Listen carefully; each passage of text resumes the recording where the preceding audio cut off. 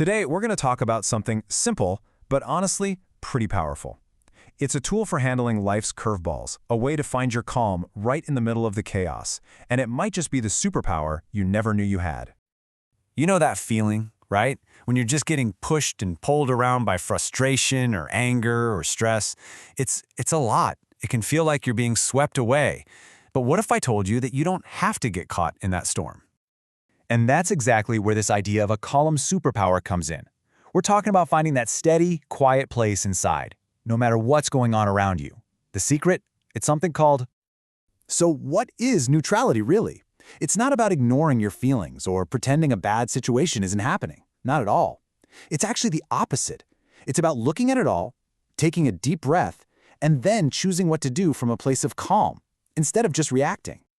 I love this image. Think about a pond that's perfectly still, like glass. That's the feeling we're going for. It's not empty. It's just so still and quiet that you can see everything clearly. Yeah, this is it. This is what that inner state feels like. Peaceful, clear, and steady. And the cool thing is, it's not something that just randomly happens to you.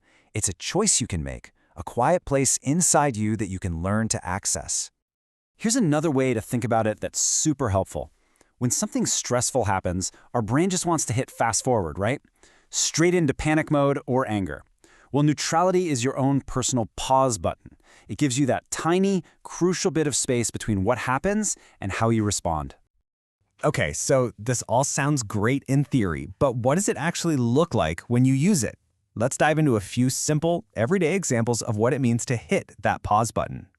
Check these out. Whether it's homework you really don't want to do, or sharing something you'd rather keep, or even just losing a game, the neutral response is always simple and calm. It's not about pretending you're not disappointed.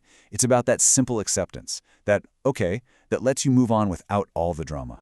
You know, to really let this idea sink in, I want to share a short story that just perfectly captures the power of this approach. It's a little fable called The Lake and the Wind. All right, so let's meet our two characters. First, there's Lena. She's a beautiful, calm lake, just totally serene. And then you have Whimsy. Whimsy is this loud, gusty wind who just loves to stir things up and create chaos. You can already see where this is going, right?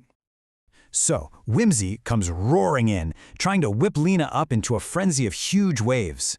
And Lena has a choice. She could fight back, get all rigid and resist, but she does something totally unexpected.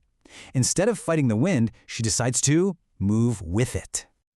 And she says this simple, powerful thing. Instead of seeing Whimsy as an enemy, she invites him to be a partner. She realizes fighting his energy is just pointless. But flowing with it? Well, that changes the entire game. And what happens? Whimsy, the big, loud, forceful wind, is totally disarmed by her calm acceptance. He softens. The fight just evaporates because one of them simply refused to fight back. And by moving in harmony, they create something beautiful and peaceful. It's such a simple story, but it's absolutely packed with lessons that we can bring right into our own lives, especially when we feel like a lake facing a big, windy storm.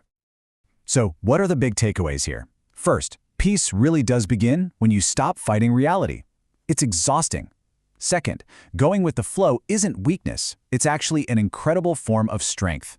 And maybe the biggest one of all, your own calm can actually change and soften the chaos around you. And that leaves us with this final thought.